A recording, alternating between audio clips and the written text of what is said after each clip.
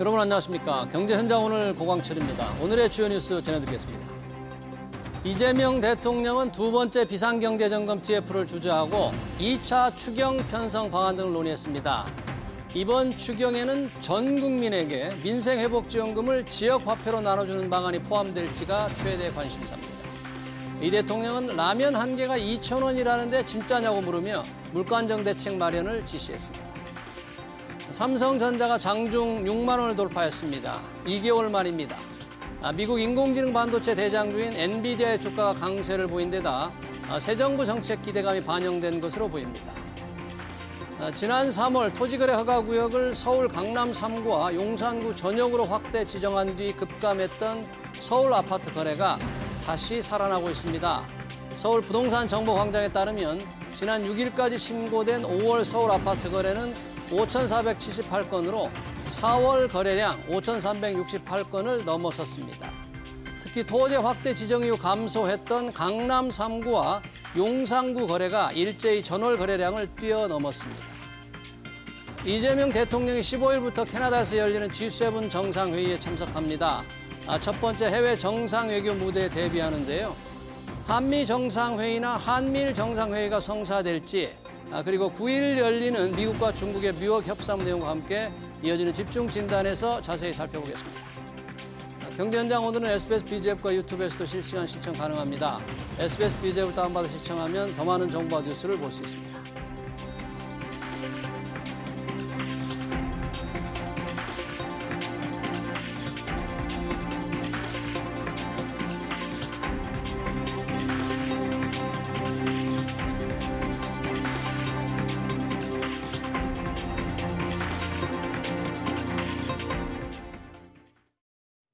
네, 미국과 중국은 9일 런던에서 고위급 무역 회담을 갖습니다. 휴전 상태인 관세 전쟁을 끝낼 수 있는 돌파구가 마련될지, 미국 기업들의 숨통을 조이고 있는 중국의 히토리 수출 종제는 풀릴지 주목되는데요.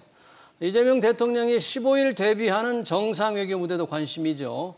새 정부의 기회와 위험 요인으로 작용하는 경제안보 이슈 토론해 보겠습니다.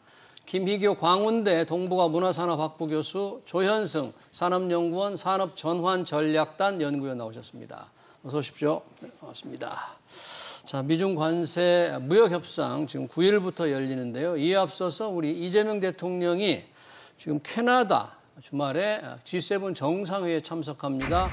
취임한 지 열흘밖에 안 된 채 정상외교에 서게 되는 셈인데 조금 빠르다 뭐 이런 느낌도 듭니다. 김희교 교수님, 아직 외교팀도 지금 꾸려지지 않은 상태의 정상외교 무대에 등장하는데 어떻게 보십니까? 좀? 그 준비할 시간이 턱없이 부족한 건 사실이죠. 예. 그리고 아직 외교부 장관도 결정되어 있지 않는 상태에서 기존의 외교부 장관을 데리고 가야 되는데요. 그럼에도 불구하고 G7이 초청했다면 참여하는 것으로 결정한 것이 잘한 선택이라고 보여집니다. 네. 우선 초청받았던 것 자체가 순조로운 출발이 진행되고 있다라고 봐야 될 것 같고요. 트럼프 대통령과 통화되었고 기시다 수장과도 통화되었고 G7하고 초청도 되었기 때문에 어쨌든 국제 무대에 순조롭게 데뷔하고 있다라고 보여집니다. 네, 그러네요. 이제 15일부터 열린다고 하니까 뭔가 우리가 이제 계엄 이후에 또 대선을 통해서 좀 정상적인 국가가 됐다는 것을 짧은 기간이지만 보여줄 수 있는 그런 기회가 되겠다. 이렇게 조금 기회로도 볼 수 있고 준비가 안 된 상태 걱정도 되고 그렇습니다. 우리 조현성 박사님은 어떻게 보세요? 물론 이제 둘 다입니다. 기대도 되고 걱정도 되는 건 어쩔 수 없고요. 그다음에 설령 꼭 이번에 정권이 바뀌지 않았다 하더라도 이번 G7 회담에 뭐 누가 나가든지 간에 사실 요즘에 뭐 글로벌 통상 환경이 정말 만만치 않고 어려운 상황이니까 뭐 누가 되든지 상당히 기회도 되고 또 어려움도 있고 또 이번 기회에 만나서 좀 우리나라도 다른 나라 정상들한테 신뢰를 줄 수 있는 그런 좋은 그 상황으로 잘 전환을 시켜야 될 걸로 생각을 합니다. 그리고 이번에 이제 뭐 미국에서는 특히 미중 갈등이 지금 굉장히 심한 상황에서 또 양국 간에 우리가 어느 한쪽, 그러니까 실용 외교라는 거를 이제 표명을 하셨는데 대통령께서도 근데 네. 그거 자체가 이제 말로다가 얘기한다고 해서 그쪽에서 실용 외교 하는구나 이렇게 이제 믿지는 않거든요. 그 이후의 행동을 어떤 식으로 잘 보여줄 수 있느냐 또 이런 운영의 묘를 잘 살릴 거로 저는 기대를 하고 있습니다. 네, 이제 G7들이 모이는 회의이기 때문에 그 자리에서 트럼프 대통령이라든지 이시바 시게루 일본 총리와 개별 회담이 성사될지는 물론 성사를 위해서 외교부가 노력을 한다고 하는데 그건 아직 지금 확정되지는 않았지 않습니까? 일단 만난다고 할 경우 트럼프 대통령이나 이시바 총리가 이재명 대통령이 갖고 있는 대한 어떤 생각, 인상 이런 건 어떻게 보실까요? 우리 이재명 대통령의 외교 노선에 대해서 어떻게 생각을 하고 있을까? 어떤 얘기를 할까? 좀 궁금합니다. 일단 트럼프의 성향으로 봤을 때 네. 한미일 삼각 이런 다자회담을 할 가능성은 저는 별로 많지 않다라고 보여집니다. 트럼프는 주로 양자회담을 통해서 그들의 국익을 관철시키려고 하고 있기 때문에 그렇다고 보여지고요. 이게 다자회담이기 때문에 깊이 있는 내용을 할 수는 없을 텐데 미국과 양자회담, 일본과 양자회담은 추진될 가능성이 있다라고 보여지는데요.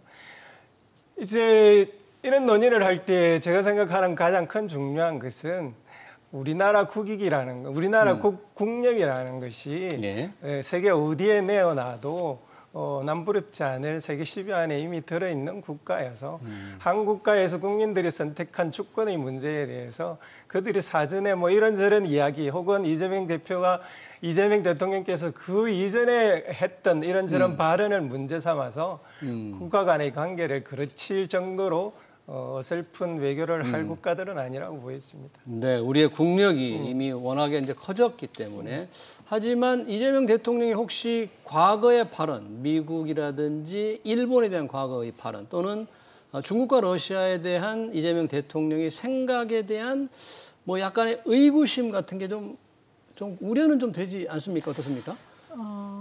뭐 전혀 없다고 지금 단정할 수는 없습니다. 근데 그렇다고 해서 외교라는 거는 어디까지나 국가 대 국가이기 때문에 한 개인에 대해서 또 그렇게 너무 강하게 이제 생각을 할 수는 없고요. 사실 이번에 뭐 트럼프 대통령하고 이재명 대통령의 통화가 지연된 거라든지 이런 것들도 좀 그런 의구심을 갖게 하는 요소들이 있기는 있었습니다. 이제 하지만 또 그렇다 하더라도 이제 미국 입장에서도 그러니까 트럼프 대통령과 이재명 대통령의 개인적인 친분을 얘기하는 건 아니거든요. 이런 자리는. 그러니까 어디까지나 국가 대 국가의 관계고 또 우리나라가 미국한테 줄 수 있는 게 있고 또 미국에서도 트럼프 대통령도 취임한 직후에 한국한테 뭐 조선이라든지 뭐 이런 부분에서 또 이제 상당히 협력을 요구했고 하기 때문에 저는 그런 부분은 앞으로 우리가 해결해 나가야 될 문제고 이제 앞으로 이제 미국과의 신뢰를 잘 이제 뭐 만들어 간다 그러면은 또 그거는 극복이 될 수 있는 문제로 생각을 하고 있습니다. 네, 지금 방금 이제 이재명 대통령과 트럼프 대통령의 전화, 축하 전화가 취임한 지 사흘째 이루어졌잖아요. 조금 뭐 늦은 감이 있습니다만 그거는 뭐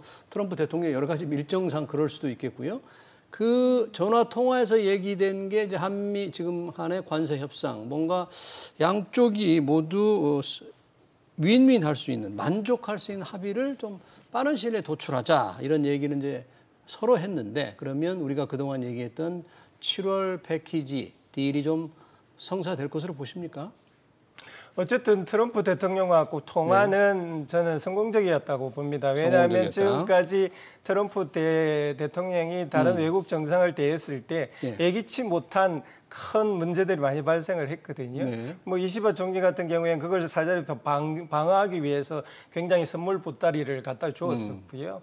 뭐 젤렌스키 같은 경우는 뭐 거의 모독 수준의 광물 협정을 맺었고 남아공 대통령도 비슷한 수준의 모독을 당했었는데 통화 내용 전체를 미국 쪽과 한국 쪽 다 훑어봐도 잘 통화가 되었고 트럼프 대통령도 기존에 우리가 이재명 대통령이 이전에 뭐 미국에 대해서 언급한 일종의 불안감 같은 것에 상관없이 한국의 대통령으로서의 위상을 잘 지켜줄 발언을 무난하게 해 나갔다라고 봅니다.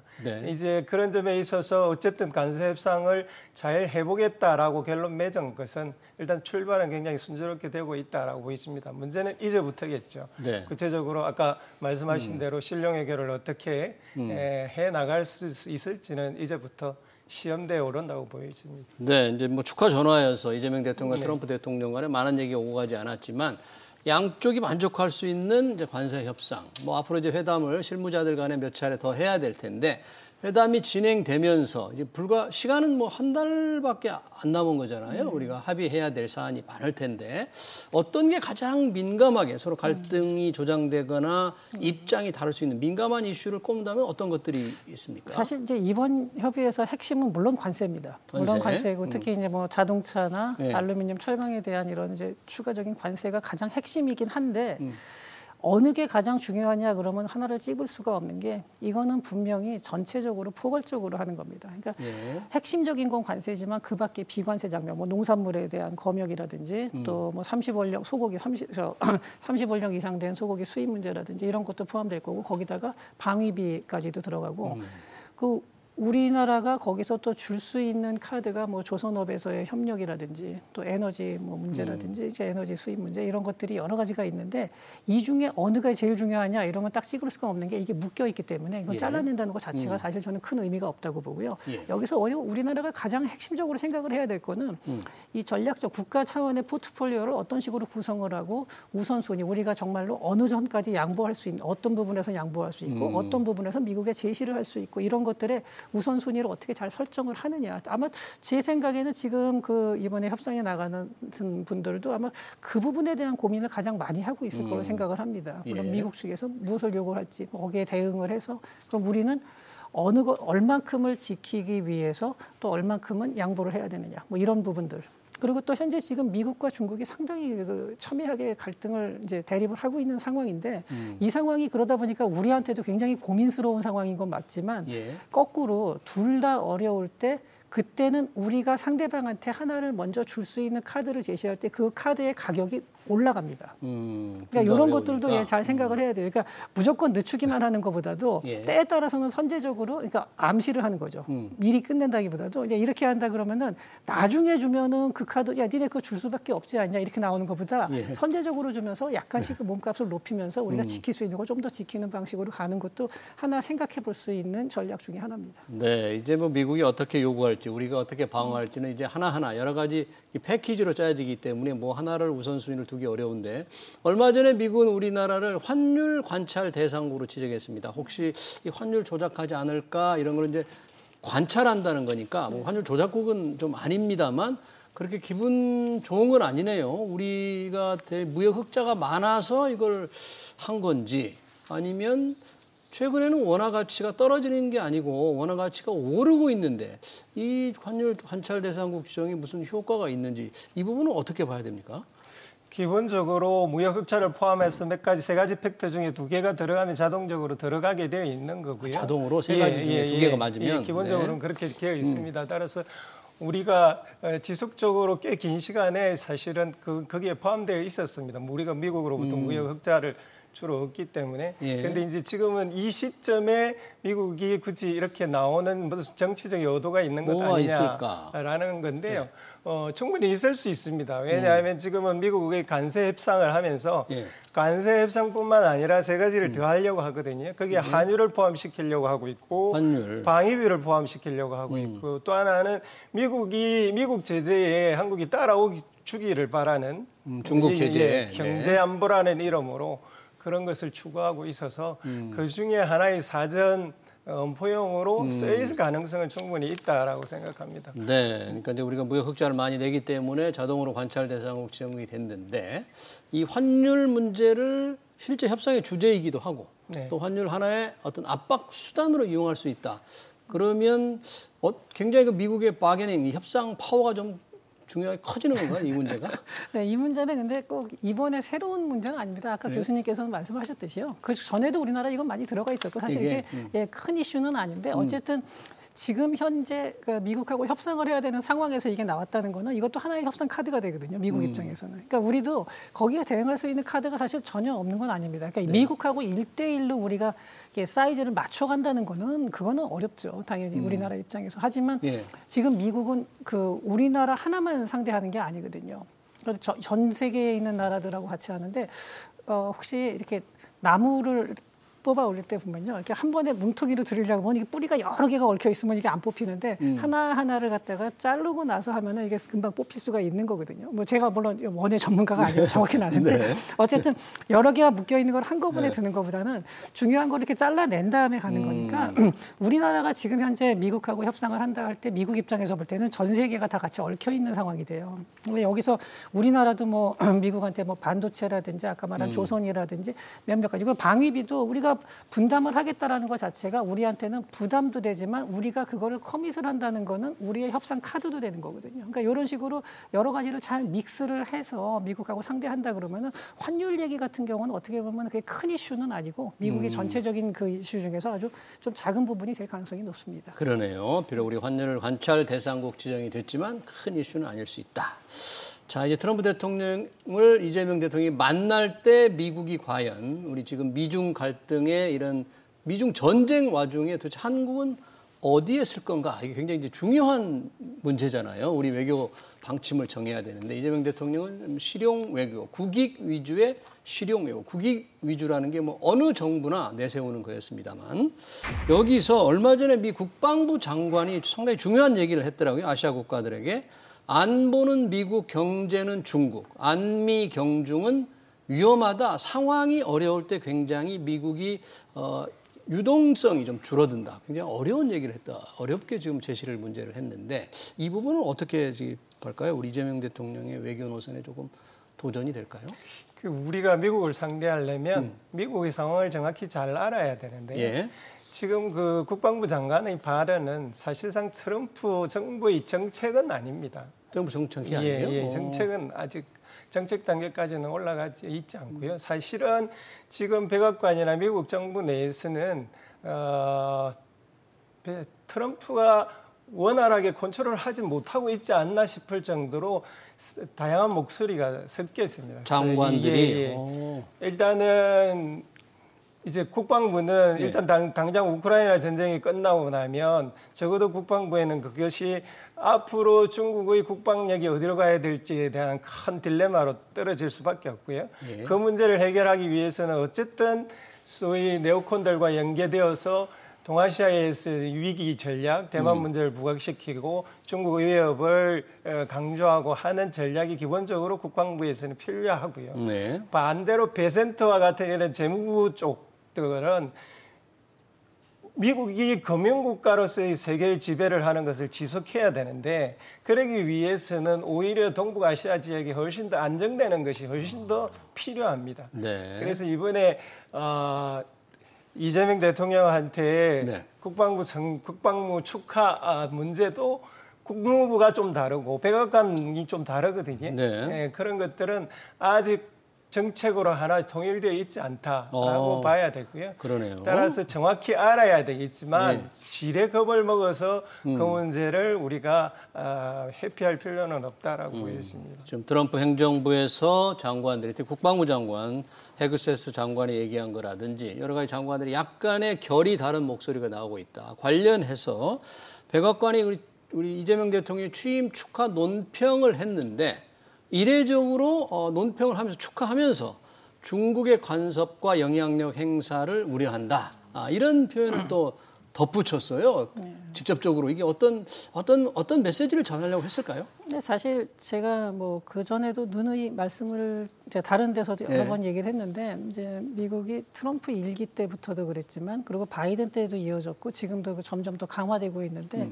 그러니까 차이나 배싱 그러죠. 그러니까 중국에 대한 중국을 공격하고 중국이 패권 도전하는 거를 누르려고 하는 거는 이미 오래전부터 사실은 그렇죠. 지속이 된 거고요. 이번에 트럼프 대통령이 아니고 설령 해리스 후보가 당선이 됐었어도 정도의 차이가 있을 뿐이지 중국과의 갈등은 상당히 수면 위로 떠올랐을 겁니다. 그리고 지금 현재 협상을 하는 거를 보고서 미중 협상이 이렇게 되고 현재 어느 나라가 조금 더 수세고 어느 나라가 조금 더 잘 버틴다 이렇게 말하는 게 물론 의미는 있는데 이걸로 끝나지가 않습니다. 말하자면 번투로 치면 이제 1라운드고요.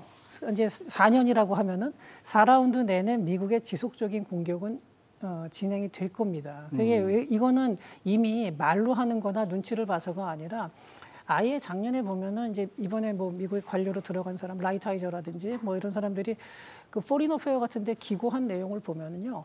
중국에 대해서는 완전한 승리를 얘기를 하고 있었고요. 또 중국에서도 그 중국에서 그 정치학 교수님들 거기 포린 어페어에다가 그 발표한 기고문을 보면은 우리는 해리스가 되나 트럼프가 되나 별로 차이를 못 느낀다는 그 글을 쓴 적이 있어요. 예. 어차피 미국의 정책적인 기존이 이렇게 가고 있다. 그러니까 특히 기술 패권 도전에 대해서 미국이 굉장히 중국을 견제를 한다. 그거는 우리는 각오하고 있다라는 식이었거든요. 네. 근데 그렇기 때문에 지금 현재 우리나라한테 이렇게 전화를 이재명 대통령하고 사실은 축하 전화에서 그런 얘기를 하는 거는 조금 이례적이긴 한데 그 부분이 좀 궁금하다는 거죠. 네. 그러니까 중국 견제에 동참하라는 메시지를 사실 던진 거라고는 볼 수 있습니다. 예. 네, 그걸 어떻게 우리가 이제 대응을 할지 이거는 그렇다고 해서 우리가 무조건 그러니까 미국 편을 따르고 중국을 이제 배제하다 이렇게 할 수 있는 입장이 아니거든요. 우리는 이제 둘 다 중요한 상황이기 때문에 여기서 이제 어떻게 잘 운영의 묘를 살리느냐 이게 이제 외교력이 될 거고요. 또 이런 부분을 잘 풀어나가야 되는데 정말 쉽지 않은 상황인 것만큼은 맞습니다. 그래서 항상 우리나라도 이런 일을 처했을 때 그러니까 방어만 하는 입장보다도 그럼 우리는 미국한테 무엇을 제시할 수 있고 그다음에 우리는 그럼 중국 입장에서는 중국이 우리한테 가장 아쉬워하는 게 뭐일까 이거를 잘 찾아내야 되는 거거든요. 예. 그리고 그걸 가장 극대화할 수 있는 방법을 찾아서 그거를 이제 이것도 제가 보기에는 어떤 하나의 특정 이슈가 아니라 정말로 이것도 국가 차원의 포트폴리오입니다. 어떤 거는 포기하고 어떤 거는 살리고 할 수 있는 거를 우리가 지금 다 끌고 가려고 하다 보면은 전부 다 잃을 수도 있기 때문에 네. 이런 부분은 어떻게 운영의 묘를 잘 살려서 좀 외교력으로 극복을 해주셨으면 하는 바람입니다. 근데 저희가 궁금했던 한국 언론이 궁금했던 거는 미중 갈등은 뭐 계속 전쟁은 계속될 수 있는데 트럼프 재임 기간 중에 하필 이재명 대통령의 취임 축하 메시지 안에 왜 중국의 간섭과 영향 행사를 우려한다는 말을 넣었을까? 듣는 한국으로서는 별로 그렇게 유쾌한 단어 같지는 않아요. 이것이 이재명 대통령에 대한 혹시 중국으로 기우는 외교를 견제하기 위한 건가 벌써부터? 그런 이제 생각을 갖게 만들지 않습니까? 이 부분은? 일단 그것도 국방부 장관 발언이고요. 그런 점에서 아직 미국의 정책이라고 볼 수는 없는데 예. 견제구인 것만큼은 분명한 것 같습니다. 왜냐하면 실용 외교라는 그 자체가 윤석열 정부의 가치 외교와는 달리 예. 미국에 일방적으로 편을 들지는 않겠다라는 뜻이 함의되어 있거든요. 실용 외교에는요. 예. 그러니까 경제적으로 중국과 이득이 되면 중국과도 경제적 이득 관계에 따라서 같이 행동하겠다라는 뜻이 들어있기 때문에 미국의 일부 진영에서는 그것이 불쾌하거나 혹은 걱정이 될 가능성이 충분히 있다라고 보여집니다. 어쨌든 우리는 실용 외교를 표방했기 때문에 예. 그것을 미중 사이에서 어떻게 헤쳐나갈 것인가라는 문제를 그런 발언까지 고려를 해서 고민을 해야 될 시점이라고 생각이 되었습니다. 네, 자 과연 이재명 대통령이 이제 트럼프 대통령을 만났을 때 서로 간에 어떤 얘기가 오고 갈지 좀 지켜봐야 되겠네요. 우리 입장을 곤란하게 만드는 게 미국과 중국의 이런 갈등, 전쟁 양상입니다. 현재 시간으로 9일 되겠네요. 런던에서 자 미중 간의 무역 협상이 있습니다. 트럼프 대통령이 시진핑 주석과 전화 통화를 한 이후에 고위급 회담을 런던에서 하기로 했는데 지금 관세 휴전 중이지만 휴전의 내용 이런 것들이 잘 지켜지지 않는다 서로 좀 불만이 많은 것 같아요. 이번 런던 협상 미국과 중국의 고위급 무역 협상에서는 어떤 부분이 좀 집중적으로 논의될 건지 또 어떻게 보실까요? 아무래도 이번에 제일 얘기가 많이 나왔던 게 히토류 문제였죠. 히토류. 예, 예. 중국에서 이제 휴전을 해놓고 나서 히토류 수출을 갖다가 이제 자꾸 아직도 여전히 제한하고 있다. 미국에서 이제 그런 문제를 제시했었는데요. 중국이 그렇게 하고 있는 이유는 사실 가장 확실한 게 중국이 현재 미국을 압박할 수 있는 가장 좋은 카드는 역시 히토류입니다. 예, 그렇기 때문에 이제 현재는 중국이 가지고 있는 초크 포인트가 대표적인 게 히토류고 미국도 뭐 다양하게 공급망을 전환하려고 하지만 그게 단기적으로는 어렵거든요. 중장기적으로는 부분적으로 가능할 거고 또 아예 장기적으로는 대체제를 개발한다든지 뭐 이런 노력을 하겠죠, 미국에서도. 하지만 단기적으로는 당장 중국 거를 쓰지 않게 되면은 그 비용 부담이라든지 성능에서 그런데 자동차의 배터리 같은 경우도 다른 재료를 쓰면은 쓸 수는 있습니다만 성능도 좀 떨어지고 소음도 심해지고 뭐 여러 가지 비용 문제도 있고 해서 그러다 보니까 이제 그걸 안 쓰는 거거든요. 예, 그런데 이게 이제 단기적으로 그래서 중국이 가지고 있는 초크 포인트니까 중국은 이거를 계속 쥐고서 협상용 카드를 써야지 이거를 갖다 탁 풀어놓는 생각이 없는 거죠. 만약에 풀었다가 미국이 잽싸게 비축하면은 미국이 시간을 벌면서 더 강하게 협상을 할 수가 있는 거거든요. 상대방한테 그런 좋은 패를 줄 리가 없는 거죠. 네, 그래서 지금 중국은 그걸 계속 강하게 유지할 수밖에 없는 거고 미국은 거기에 대한 불만을 얘기를 하면서 중국 입장에서는 그럼 미국한테 확실하게 단순한 단기간의 유예가 아니라 정말 장기간으로 그러니까 확답을 달라는 거죠. 지금처럼 관세를 높이지 않고 그다음에 반도체 수출 제한 같은 거라든지 이런 거 갖다가 확실하게 해주면은 자기네들도 히토리를 풀겠다. 그러니까 이게 지금 중국 입장에서는 이거를 갖다가 섣불리 내놓으면 안 되는 카드인 거죠. 네. 트럼프 대통령이 시진핑 주석과 통화한 이후에는 트럼프 대통령이 SNS에 뭐 중국이 히토리 수출을 재개하기로 했다. 이렇게 SNS는 올렸더라고요. 근데 아직 중국이 이걸 정확히 푸는 것 같지는 않아요. 뭔가 수출 승인을 좀 까다롭게 할 건가. 입장이 조금 서로 다른 것 같아요. 현재로서는. 예, 원래도 수출 금지는 아니었고요. 통제입니다. 그러니까 상황을 봐서 적절하게 풀어줬다, 당겼다 할 거라는 거고요. 예. 아직 한국은 전혀 통제를 하고 있지를 않고 우리는 일본은 통제에 들어간 것 같고요. 미국도 통제에 들어간 것 같습니다. 그것도 명확하게 밝히지는 않습니다. 예.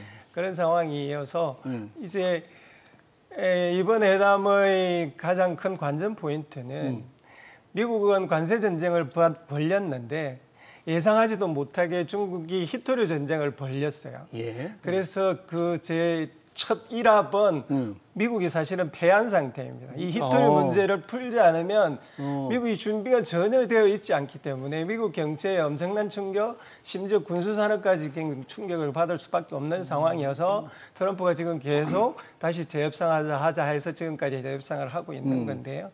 어쨌든 지금 재협상을 보면 미국에서 중요한 3개 부처 장관이 참석을 하고 중국에서도 가장 실세라고 불려지는 허리펑 부총리가 참석을 해요. 부총리가 참가를 했거든요.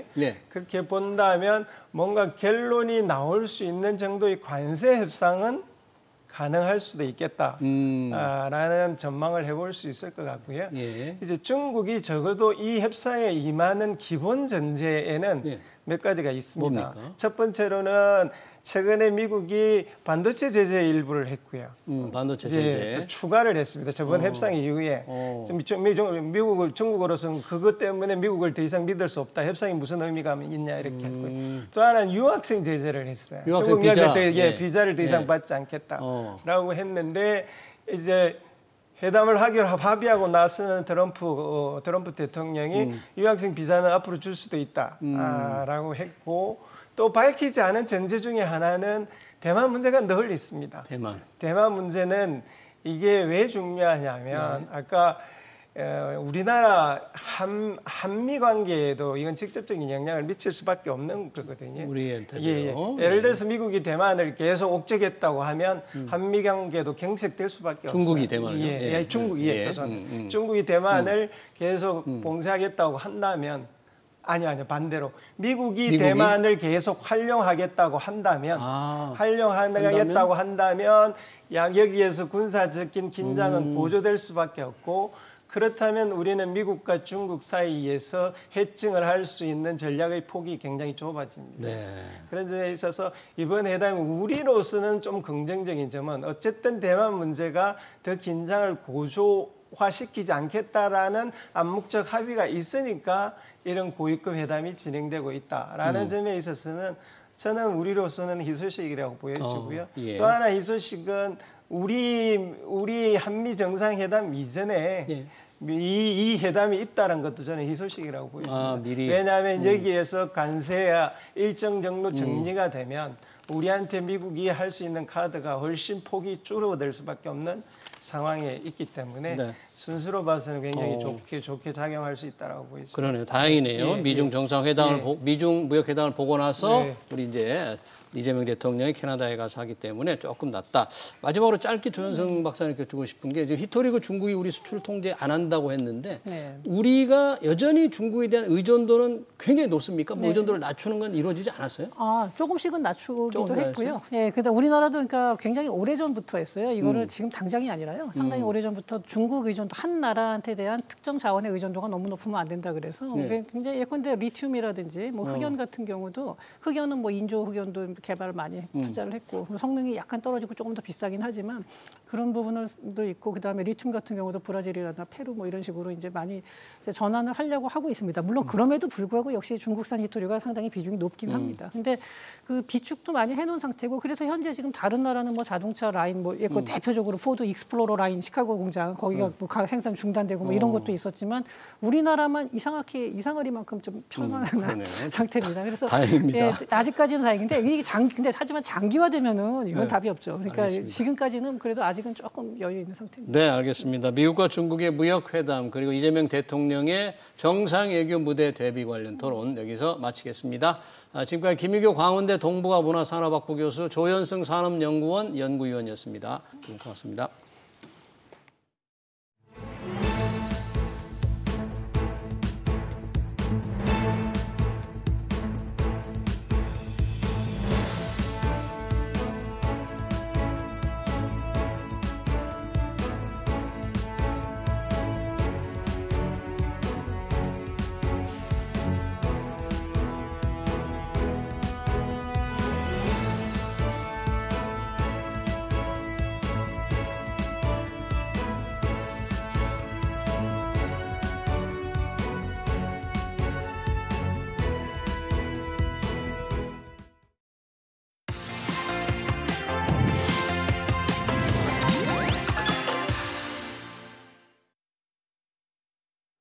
네, 코스피가 불기둥을 내뿜고 있습니다. 이대로라면 3,000선 진입도 멀지 않은 것 같은데요.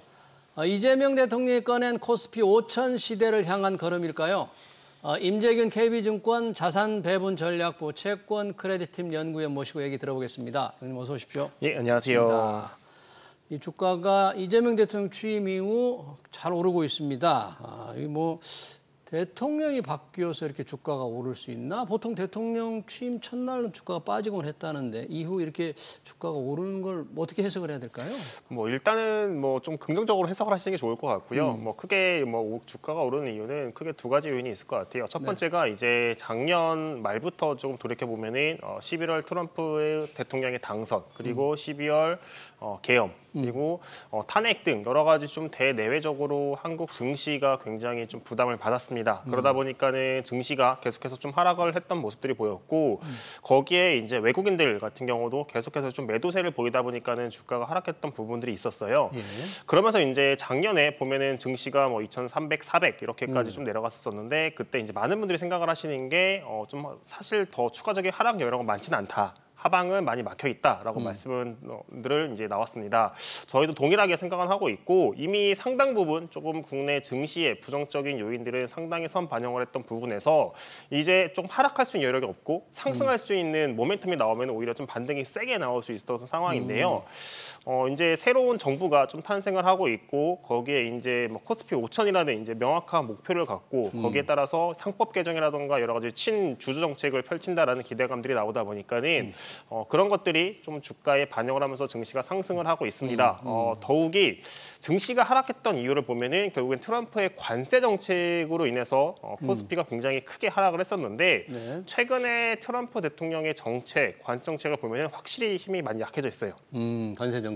네. 결국에는 우리나라 입장에서도 7월 8일 요 마감 기간까지 협상을 해야 되는데 현재 트럼프 대통령이 하는 행동들 그리고 정책의 모멘텀을 보면은 현재 부과되고 있는 10%의 관세보다 사실은 더 약해질 가능성이 높습니다. 그런 것들이 우리나라의 기업 그리고 우리나라의 수출에 긍정적인 영향을 미치기 때문에 대내외적으로 대외의 불확실성, 관세 정책은 좀 약해지고 있고 거기에 대내적으로 여러 가지 이제 친정부에 대해서 주가 상승에 대한 여러 가지 정책들이 반영을 하면서 증시가 상승을 하고 있고 외국인들도 다시 좀 돌아오는 모습을 보이고 있는 상황이다라고 보시면 될 것 같습니다. 네, 주가 상승 이유를 잘 설명해 주셨는데 우리 경제가 워낙 상황이 안 좋기 때문에 이런 상승세가 지속될지 참 궁금한데 그걸 보려면 현재 주가 그동안에 최근에 많이 올랐는데 이 오른 걸 기준으로 봤을 때도 우리 증시가 여전히 주가가 좀 저평가돼 있다. 이렇게 볼 수 있습니까? 뭐 주가 수익 비율이라든지 주가 순자산 비율이라든지 이런 걸 따져보면 어떻게 봐야 돼요? 네, 뭐 여전히 한국의 중시 같은 경우 여전히 좀 밸류에이션 상으로도 낮게 좀 보시는 게 맞을 것 같아요. PBR 같은 경우는 여전히 1배 미만. 그러니까 이제 기업들이 코스피에 상장돼 있는 기업들이 청산을 했을 때 네. 현재 가치가 코스피 시가총액보다 크다라고 보시면 될 것 같고 사실은 이제 영속 기업을 생각한다라고 했을 때 PBR이 1배 미만으로 떨어지는 것들은 우리나라가 그만큼 밸류에이션 상으로 봤을 때 낮다라고 보시면 될 것 같습니다. 거기에 최근에 외국인들까지 조금 다시 돌아오는 모습들을 보이고 있기 때문에 뭐 당분간 신정부에 대한 정책 기대감 그리고 앞서서 말씀드린 것처럼 트럼프의 관세 정책에 따라서 좀 완화된다는 기대감으로 인해서 외국인들은 계속 좀 들어오면서 코스피가 조금 더 상승 모멘텀을 받을 수 있는 상황이다라고 저희는 바라보고 있습니다. 3,000P는 곧 돌파할까요? 사실은 3,000P가 이제 뭐 얼마 남지 않았습니다. 오늘 같은 경우가 이제 2,850포인트를 좀 소폭 상회하고 있는 상황이기 때문에 최근에 뭐 주가가 보면은 하루에 50포인트씩 이렇게 상승을 하고 있고 사실 요 기세로라면은 이제 3일 정도만 더 상승을 하게 되면은 이제 3,000P가 이제 목전에 있는 상황입니다. 분명히 뭐 3,000P가 멀지 않았다라고 좀 보시면 될 것 같은데 조금 이제 레벨상으로 보면 부담은 확실히 있는 것 같아요. 뭐 차트로 보면은 한 번 걸리는 게 2,900. 2,900. 네, 2,900에서 뚫고 올라가면 3,000. 요거를 이제 뚫고 올라가느냐, 쉽게 뚫고 올라가느냐, 아니면 좀 저항에 부딪히냐에 따라서 사실은 추가적인 상승 모멘텀이 얼마나 있는지를 좀 확인할 수 있는 상황이다라고 보시면 될 것 같은데 충분히 3,000까지는 좀 올라갈 수 있지 않을까라고 생각은 하고 있고 결국에는 그 모멘텀은 외국인들이 좀 주도하지 않을까라고 생각은 하고 있습니다. 외국인들 같은 경우가 이제 대내외적으로 불확실성이 생기면서 여러 가지 이제 계속해서 좀 매도세를 나왔었지만은 그런 불확실성이 해소가 되고 있다는 점. 외국인들은 완전하게 이제 순매수로 방향이 확 바뀐 거예요? 뭐 일단은 단기간은 더 들어올 수 있을 것 같습니다. 뭐 이게 실제로 얼마나 들어올지는 좀 추세를 봐긴 해야겠지만은 외국인들 같은 경우가 이제 크게 보면은 인덱스 펀드죠. 그러니까 글로벌 증시를 투자하는데 거기에서 이제 한국의 비중이 있고요. 한국의 비중을 무조건 뭐 예를 들면 2%다라고 하면은 2%를 맞추는데 한국 증시가 다른 데보다 안 좋을 것 같다라고 하면은 2%보다 낮게 유지하고 한국 증시가 좀 모멘텀을 받을 것 같다라고 하면은 2%보다 높게 유지를 합니다. 그런 측면에서 봤을 때 기존에 외국인들이 나갔다라는 것들은 사실 한국 증시가 다른 나라에 비해서 성과가 부진할 것이다라고 생각을 하면서 상당히 비워놨다라고 보시면은 이제 앞으로 더 들어올 자금들이 상당 부분 많다라고 보시면 될 것 같고요. 거기에 플러스 최근에 미국 증시 같은 경우가 뭐 상승은 하고 있지만은 사실 이전 뭐 최근 2, 3년 동안에 한국 증시와 미국 증시를 비교했을 때 미국 증시 같은 경우가 2, 3년 동안에 퍼포먼스가 굉장히 좋았습니다. 한국 증시 하락할 때도 미국 증시 상승하고 뭐 한국 증시 1% 상승할 때 미국 증시 2%씩 상승을 했었는데 최근에는 조금 모습이 차별화가 나오고 있어요. 뭐 트럼프 대통령이 여러 가지 좀 비폭력적인 관세 정책으로 인해서 미국 증시에 대한 약간 신뢰, 투자들의 이런 좀 신뢰가 떨어지는 상황이다 보니까는 다른 쪽으로 조금 자금이 흘러 들어갈 수 있는 상황이고 거기에 최근에 한국 같은 경우는 모멘텀을 받고 있는 상황이다라고 보면은 한국의 증시 상황은 좀 좋습니다. 왜 그러냐면은 비중은 기준보다는 낮다. 그러면은 외국인들이 사야 되는 여지가 있다. 네, 들어올 여지가 많은 상황에서 모멘텀에 있는 상황이기 때문에 외국인들이 계속 들어온다라고 하면은 뭐 충분히 뭐 2,900을 돌파해서 3,000까지는 충분히 갈 수 있는 상황이지 않을까라고 생각을 하고는 있습니다. 외국인들의 매수세에 영향을 미치는 게 달러 원 환율이잖아요. 네. 지금 1,350원 선인데 이게 만약에 더 떨어지면 즉 원화 가치가 강세 방향으로 확실히 간다 그러면 외국인들의 유입 요인이 좀 더 되지 않습니까? 어떻게 보세요? 네, 확실히 환율이 이제 강세, 그러니까 더 하락을 한다라고 하면은 외국인들 입장에서는 계속해서 우리나라 증시로 들어올 수 있는 요인들은 충분히 많은 것 같습니다. 거기에 플러스 이렇게 한국 증시가 상승을 한다라고 하면은 사실은 이게 환율에도 더 긍정적인 영향을 미치는 게 기존에 원달러 같은 경우가 1,300원, 1,400원을 뚫고 올라가서 1,500원 근처까지 올라갔던 요인 중에 한 개가 외국인들은 한국 증시에서 이탈. 그에 반해서 국내 투자들은 외국으로 유입. 미국 증시로 유입됐던 측면들이 있는데 한국 증시가 이렇게 좋은 성과를 보인다라고 하면은 해외에서의 이런 외국인 투자들은 한국으로 유입될 수 있고 그에 반해서 국내 투자들은 해외로 나가는 비중이 줄 수 있기 때문에 이런 것들이 환율을 더 하락시킬 수 있는 부분은 분명히 존재하고 이런 것들이 코스피에도 분명히 긍정적인 영향을 미칠 수 있다라고 저희는 바라보고 있습니다. 일반적으로 지금 환율은 더 하락하는 쪽으로 많이 예상을 지금 하고 있습니까? 그렇습니까 지금? 뭐 기본적으로 최근에 환율이 많이 하락을 하면서 환율이 추가적으로 더 하락할 것으로 좀 예상을 하고 있는 것 같아요. 뭐 일부에서는 연말이 되면은 1,300원을 뚫고 이제 하회하는 거죠. 하회를 1,300원 밑으로. 네, 1,300원을 하회할 수 있다라는 좀 전망들이 나오고 있는데 사실은 1,300원을 뚫고 이제 밑으로 더 내려가기에는 저희는 좀 어렵지 않나라고 생각은 하고는 있습니다. 왜 그러냐면은 뭐 기본적으로 뭐 앞서서 말씀드렸지만은 환율에 크게 영향을 미치는 요인들이 해외 투자 자금입니다. 최근에 이제 미국 증시가 좀 부진한 모습을 보이면서 해외로 투자하는 비중이 많이 좀 줄긴 했지만은 그래도 팬데믹 이후에 상당 부분의 국내 뭐 연기금, 개인 투자들 여러 가지 이제 투자하시는 분들이 해외 쪽으로 자금을 투자를 하고 있다는 측면에서 봤을 때 해외 투자는 지속될 수밖에 없다라고 저는 보고 있고 지금 이렇게 환율이 좀 내려갔던 부분들 중에 한 개가 사실은 원화가 굉장히 좀 저평가가 돼 있었습니다. 그 이유는 뭐 대내외적으로 여러 가지 불확실성, 뭐 무역 정책 그리고 관세 그리고 계엄 정치 불확성으로 환율이 그렇군요. 상당 부분 저평가돼 있던 상황에서 최근에 미국과 그리고 아시아 뭐 한국을 포함한 아시아 주요국이 환율 협상에 나선다라고 하면서 환율이 크게 하락을 했는데 좀 환율 협상에 대해서는 뭐 추후에 결과는 좀 지켜봐야겠지만은 상당 부분 좀 선반영을 한 게 아닌가라고 저는 생각을 하고 있습니다. 네. 실제로 협상 결과에서 뭐 미국의 달러의 절하 그리고 원화의 절상 이런 거 압박이 나오더라도 상당 부분 좀 시장에 선 반영을 하면서 내려왔다라는 점을 고려를 하면은 실제로 그런 협상 결과가 발표가 된다고 하더라도 뭐 일시적으로 내려갈 수는 있겠지만 이게 계속해서 1,300원 밑으로 내려가서 뚫고 뭐 1,200원 근처까지 가냐라고 보면은 저희는 그건 좀 어렵지 않나라고 생각을 하고 있습니다. 예, 달러화에 대한 원화 환율이 하락으로는 가겠지만 큰 폭으로 떨어지지 않는 원화가 그렇게 크게 강세가 되지 않을 것 같다 이렇게 전망을 해주셨네요.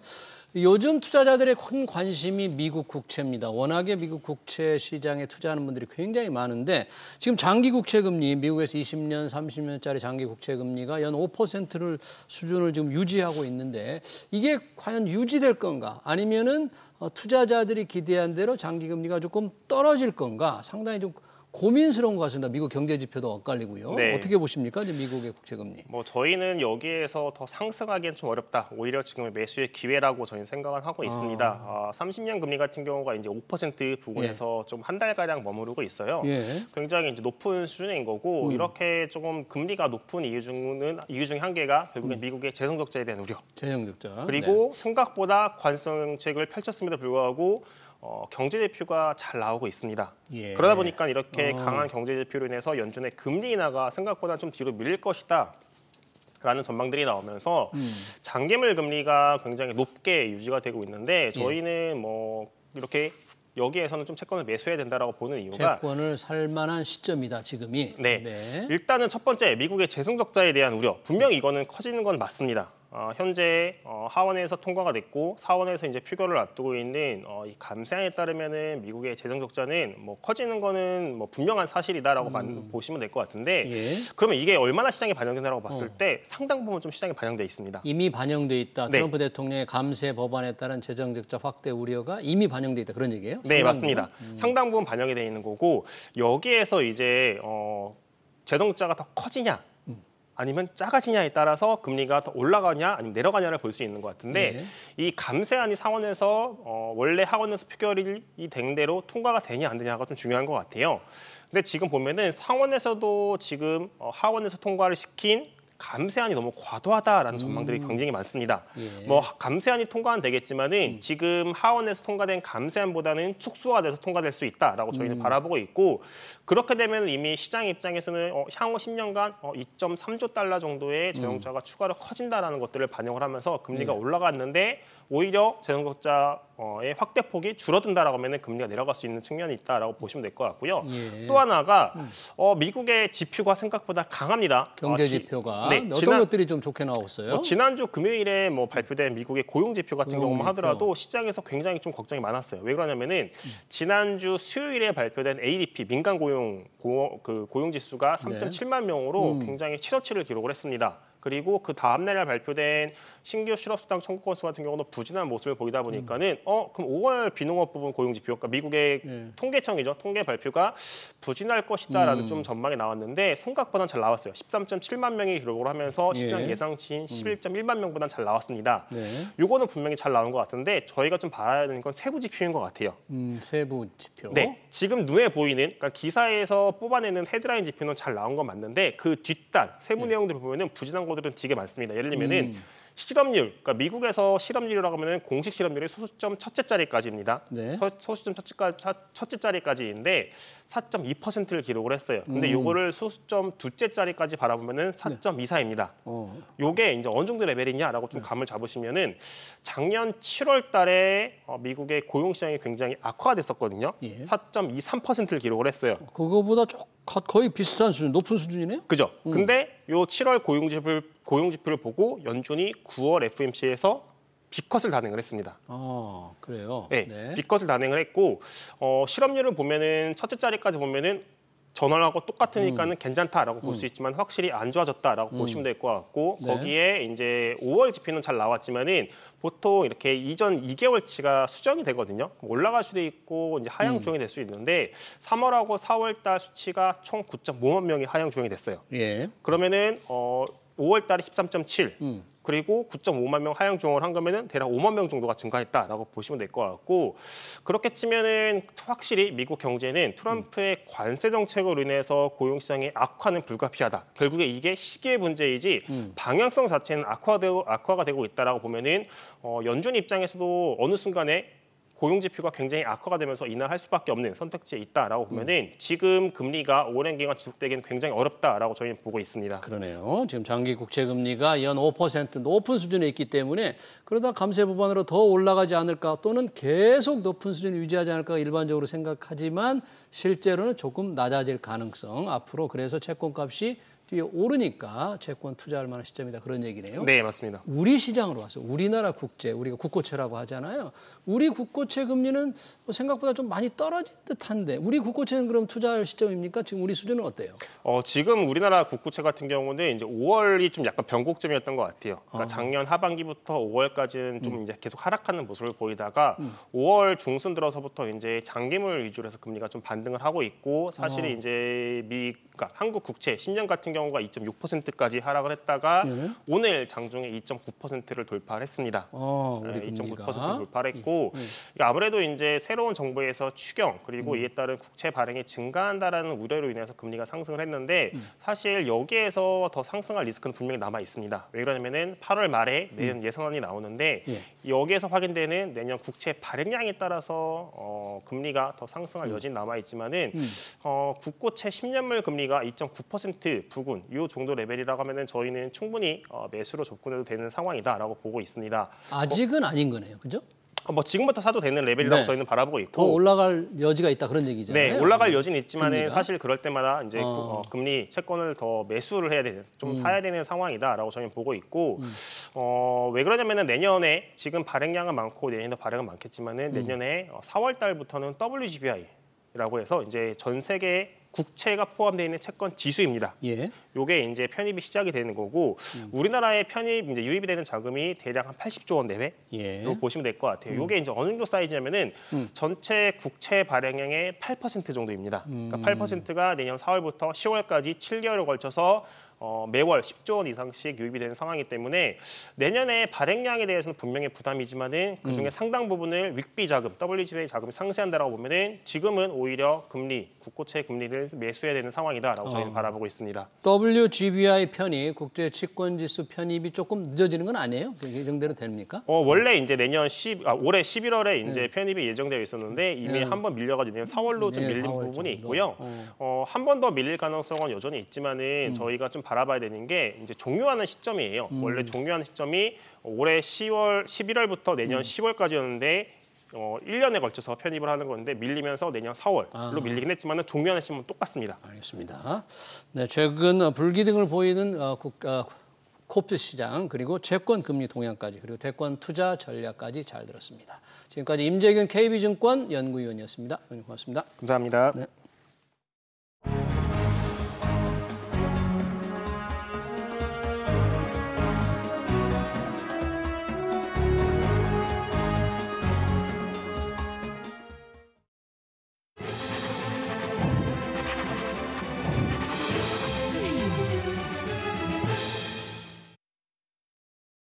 네, 이재명 대통령이 캐나다 G7 정상회의에 참석합니다. 취임 열흘 만에 정상 외교 무대에 서는 거죠. 외교팀도 꾸리지 않은 상태라 부담이 적지 않을 겁니다. 미국과 일본은 이재명 대통령의 외교 노선에 의구심을 가질 수도 있습니다. 이 대통령은 한때 주한미군을 점령군으로 불렀고 일본과의 군사협력은 상상할 수 없다고 말한 적이 있죠. G7 정상회의를 미국과 일본의 걱정을 덜 수 있는 좋은 기회로 삼아야 합니다. SBS BG 경제현장을 여기서 마치겠습니다. 시청해주신 여러분 고맙습니다.